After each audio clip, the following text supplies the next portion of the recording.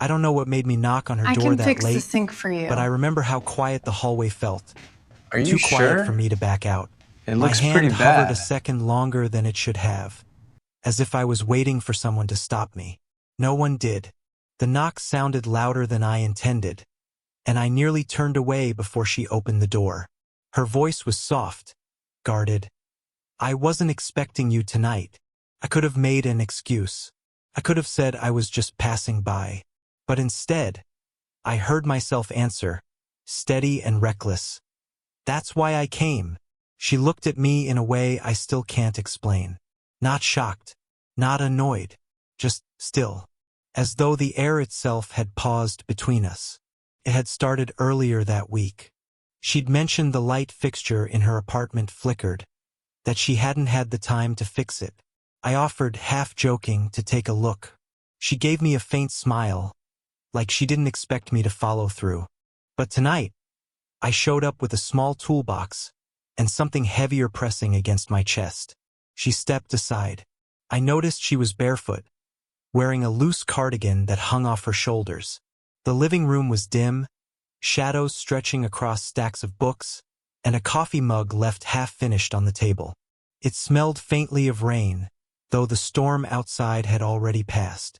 I set down the toolbox, pretending to focus on the fixture, though my eyes kept catching hers in the reflection of the darkened glass.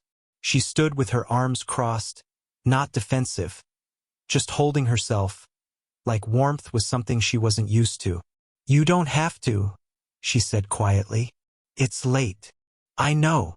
I tightened a screw with more force than necessary. "But I wanted to." The silence after that was thick, almost louder than words. We filled it with small talk. She asked about school, I asked about her work. Nothing important, but every answer lingered longer than it should. Her laugh came once, soft, unguarded, surprising even her. It slipped into me like it had been meant for me all along. At one point, I climbed down the chair, brushing too close. My hand caught hers by accident, and though it was just a second, it felt like something neither of us could dismiss. Her skin was cool, but the touch burned, stayed. She didn't move away. I caught her looking at me, really looking, as if measuring a line she wasn't sure she should cross. Her lips parted like she wanted to speak, but she closed them again. I tried to laugh it off. "Guess I'm not very good at fixing things." Her eyes lingered on me a moment longer. "Maybe some things aren't meant to be fixed." That line stayed between us, trembling in the air. I wanted to ask her what she meant. Instead, I stood there with my hands in my pockets, searching for something steady in her face. Then she broke the silence, her voice low, uncertain. "You shouldn't have come this late." I stepped closer, close enough to notice the faint tremor in her breath. Maybe that's the only time I could. Her eyes dropped to the floor, then back up at me. Neither of us moved, but everything felt like it was already moving too fast. And then, she reached out, just slightly, her fingers grazing mine again. Not an accident this time. That was the moment everything shifted. Her fingers brushed mine again, and this time I didn't move. It wasn't just touch. It was hesitation, permission, and warning tangled together. I could almost hear my own pulse in the silence between us. She pulled back first, wrapping her arms around herself as if remembering something. "I shouldn't." Her voice trailed off, and she shook her head slightly. "It's complicated." I wanted to ask what that meant, but I already knew the edges of it. Everyone in the building whispered when her name came up. Divorce, or maybe just a long-ago relationship that left marks she didn't show. She carried herself like someone who had seen too much, who chose her words carefully because she knew what silence could cost.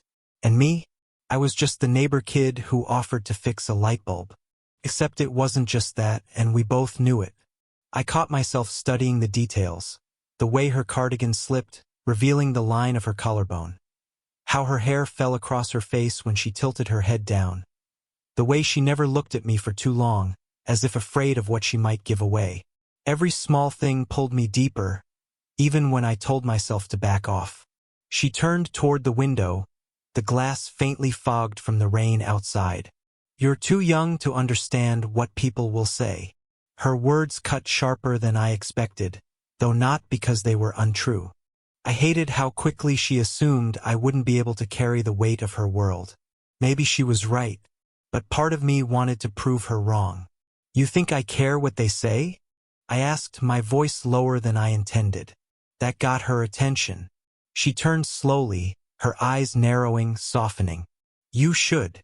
I wanted to laugh, to shrug it off, but the truth was, she wasn't wrong. This was dangerous. She was older, she was guarded, she was everything I should have kept at a distance. But instead, I felt like I was finally standing in a room I wasn't ready to leave. She noticed me struggling to find words, and her expression softened into something almost tender. "I'm not used to someone showing up just because they want to," she admitted quietly. "Not anymore." The vulnerability in her voice stopped me cold. It was the kind of line people say without meaning to, something that slips out before they can catch it. I didn't push, but it hung in the room like a secret I'd been trusted with. I opened my mouth, ready to tell her something reckless, something I couldn't take back, but the sound of her cup clinking against the table broke the moment. She exhaled slowly, then looked at me with an expression I couldn't read. "Stay a little longer," she said, her hand resting briefly on my arm. Her touch was light, but the weight of it stayed. And just like that, leaving wasn't even an option anymore. Her hand on my arm lingered longer than it should have, just enough for me to feel it echo in my chest, even after she pulled away. I sat down on the edge of her couch, pretending to be casual, though my knees bounced restlessly. She poured fresh coffee into her cup but didn't offer me any, as if the ritual was more for her than me. "You really shouldn't stay," she murmured, stirring slowly. Then softer, "But I'm glad you did." I swallowed hard, my throat tight. I wanted to ask what she meant, but I already felt the answer in the way her shoulders dropped when she sat across from me, cardigan falling looser, her guard slipping just enough for me to see the woman beneath it. We talked in fragments, about the storm, about how the city never really quiets, about nothing at all. But every pause pressed us closer, every silence heavier than the words we managed to say. At one point, I leaned forward, and she mirrored without realizing it. Our knees nearly touched. The air between us was thin, fragile. I almost said it then, almost told her I hadn't just come for the light fixture, hadn't just stumbled here by chance. But before the words could leave, her phone lit up on the table. The sudden vibration snapped the moment in half. She glanced at the name flashing on the screen, her jaw tightening. For a second, I thought she'd answer. Instead, she flipped the phone face down, the light disappearing under her hand. "That was?" I asked carefully. "Someone I don't want to talk to," she said, a little too fast. Then she looked at me, her eyes steady. "Not tonight." I nodded, but the knot in my chest tightened. Whoever it was, they belonged to the part of her life I wasn't supposed to touch. And yet, here I was, sitting in the middle of it, daring to want more. I leaned back, trying to create space. I told myself it was better this way, safer. But the truth was, I couldn't stop watching her. Every detail was etched into me. The way her fingers tapped against the mug, the faint crease near her lips when she thought too hard, the silence she filled with presence alone. "You're too quiet," she said suddenly. "What's on your mind?" I froze. My thoughts weren't safe to speak out loud, and she knew it. "Nothing," I lied. She smiled faintly, not convinced. "You're a bad liar." Her words brushed against something raw inside me. I wanted to reach out, to close the space that felt thinner by the second. I wanted to admit the weight of why I had come. But I didn't, couldn't. Instead, I shifted, just enough that my hand almost grazed hers on the couch cushion. Almost. Her breath caught, her body stilling in that single heartbeat of hesitation. And in that moment I knew, if either of us moved even an inch closer, there'd be no turning back. The silence stretched so long it felt alive. Her hand still rested on the cushion, mine a breath away. I could feel the heat of her skin without touching it. One small move and everything would collapse into something we couldn't take back. She was the one who pulled away, slowly as if reluctant, wrapping her arms around herself again. "You don't know what you're doing," she whispered. "Maybe I don't," I admitted, my voice rougher than I meant. "But I know why I'm here." Her eyes flicked up, startled, searching my face for something. Maybe for a lie, maybe for restraint. But I didn't give her either. I just let the truth sit there, raw and unpolished. She shook her head, almost laughing, though it came out broken. "You shouldn't say things like that." "Why not?" I leaned forward, elbows on my knees. "Because it's true?" Her lips parted, but no words came. For a moment, she looked younger, undone, like someone who had carried her strength for too long and finally set it down. "I've made mistakes," she said finally, her voice low. "Ones that don't let me want things like this anymore." I swallowed hard, her words sinking into me like stones. I could have told her I didn't care, that her mistakes didn't matter. But what came out was quieter, almost trembling. "Maybe that's exactly why I showed up." She stared at me, frozen. The air was thick enough to drown in. Then came the sound, 3 sharp knocks on her door. We both flinched. Her body went rigid, eyes darting toward the hallway. She didn't move, didn't breathe. The knocks came again, softer this time, then silence. "Who?" I started. "Don't," she cut in quickly. Her voice was barely above a whisper, but urgent. "Just don't." We waited, the quiet pressing down until the hum of the refrigerator sounded like thunder. Finally, when it was clear whoever it was had left, she exhaled shakily and pressed her palms against her face. "I can't," she muttered into her hands. "This is insane." I should have agreed, should have stood up, should have walked out. But instead, the words slipped out before I could stop them. "You think I don't feel it too?" Her hands dropped, her eyes locking onto mine with a sharpness that made my chest tighten. For once, there was no wall, no pretense. Just her, laid bare in that stare. The space between us felt smaller than ever. My hand twitched against the cushion, aching to close it. She leaned back, her breath shallow. "If we do this," she whispered, "there's no undoing it." I didn't move, didn't answer. The silence swelled, heavier than any words. And then her question broke it, soft but earth-shattering. "Tell me, what do you really want from me?" Her question, "What do you really want from me?" still hung in the air when I finally spoke. "You," I said. The word was too fast, too bare, and it startled even me. Not for what people think. Just you." Her breath caught. For a moment, I thought she might lean forward, close the distance between us. But instead, her face changed. A flicker of recognition, a shadow crossing her eyes. "You sound just like him," she whispered. The room froze around us. "Like who?" I asked. She stood, moving toward the window, her back to me. The rain had started again outside, tapping faintly against the glass. She pressed her fingertips to the sill as though steadying herself. "My ex," she said finally. "The night he left, he said almost the same thing. That all he wanted was me. And then he was gone. Just like that. No explanation, no goodbye. Just gone." The confession knocked the air out of me. I hadn't expected it. The rawness, the ghost of someone else still living in this room between us. I sat back, silent, my pulse racing. She turned then, her eyes sharper than I'd ever seen them. "Do you understand now? Why I can't? Why I shouldn't let this happen?" I swallowed hard, heat rising to my face. I wanted to tell her I wasn't him, that I wouldn't disappear, that I wasn't carrying the same kind of betrayal in me. But all I managed was, "I'm not going anywhere."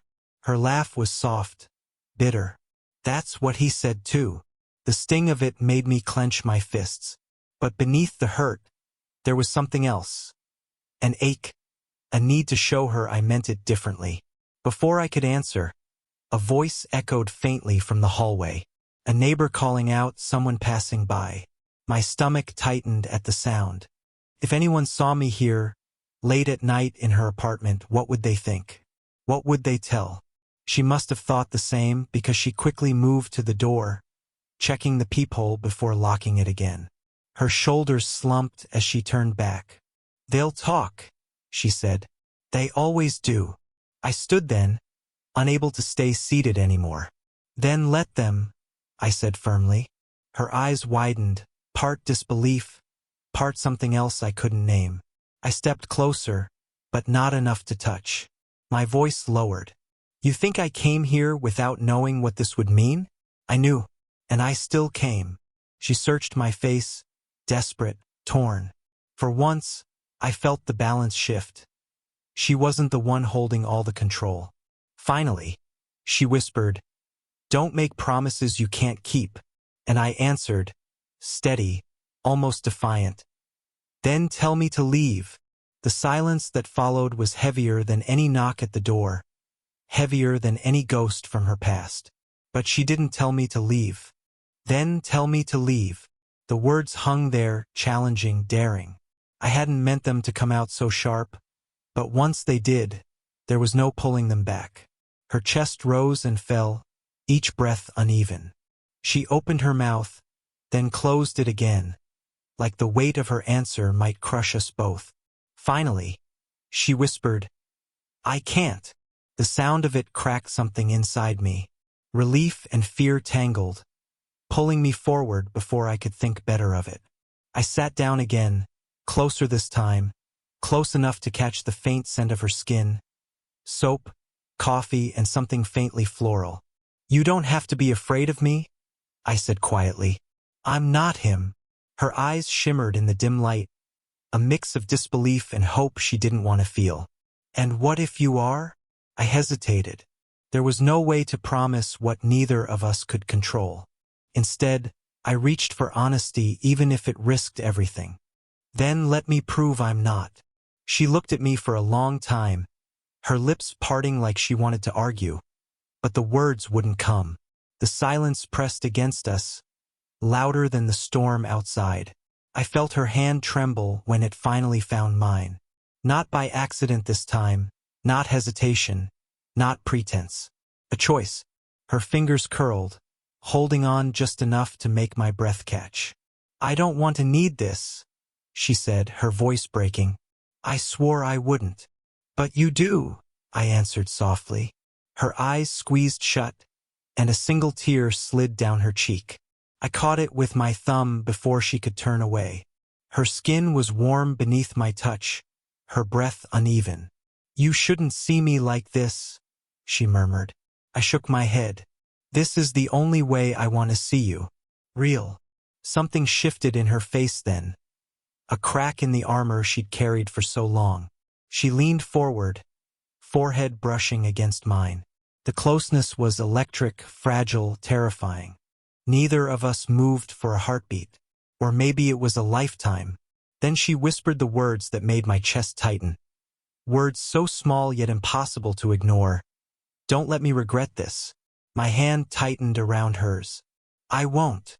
Her lips hovered a breath from mine, trembling, uncertain. And in that moment, every wall, every excuse, every ghost between us seemed to dissolve. She didn't need to say yes. She already had. And I knew whatever came after, whatever it cost, this was the moment we stopped pretending. Her forehead rested against mine, the storm outside fading into a softer drizzle. For the first time all night, neither of us tried to fill the silence. We just stayed there, suspended in the moment, knowing we had crossed a line that couldn't be undone. When our lips finally met, it wasn't perfect. It wasn't the kind of kiss people write songs about. It was hesitant, trembling, almost broken. But it was real, and that was enough. Her hand tightened around mine as though she was afraid I'd vanish if she let go. I held on just as firmly, because I needed her to know I wasn't going anywhere. Not tonight. Not after this. When we pulled apart, she let out a shaky laugh, brushing at her cheek. I feel ridiculous, she admitted. Why? I asked softly. Because I swore I'd never let myself feel this again. And here I am, letting you in. I smiled faintly. Maybe it's not about swearing things off. Maybe it's about finding the right reason to break the promise. Her eyes softened at that, though a trace of fear lingered. You're young. You'll have chances I don't. One day you'll realize this was just... She stopped, shaking her head. I don't know. I leaned closer, catching her gaze before she could retreat. Or maybe one day I'll realize this was the only thing that ever mattered. For a long moment, she studied me, as if weighing the truth in my words. Finally, she sighed. The kind of sigh that carried years of regret, loneliness, and something fragile, hope. You'll make me believe you, she whispered. Good, I answered. Because I mean it. The night stretched on quietly after that. No grand declarations, no dramatic fireworks. Just two people sitting in a dimly lit apartment, holding hands as though the world outside couldn't touch them. And maybe it couldn't, not tonight. When I finally stood to leave, she walked me to the door. Her hand lingered on the knob, reluctant. Come back tomorrow, she said softly. I was planning on it, I replied. Our eyes met one last time, a promise unspoken but understood. Then I stepped into the hallway, my chest heavy but steady, knowing that nothing between us would ever be the same. Reflection looking back, I realized what changed wasn't just us. It was me. I came here thinking I was chasing something forbidden, something fragile. But what I found was someone who saw me, who trusted me with the parts of herself she kept hidden from the world. And maybe that's what love really is. Not perfection, not certainty, but the courage to stay when it would be easier to walk away.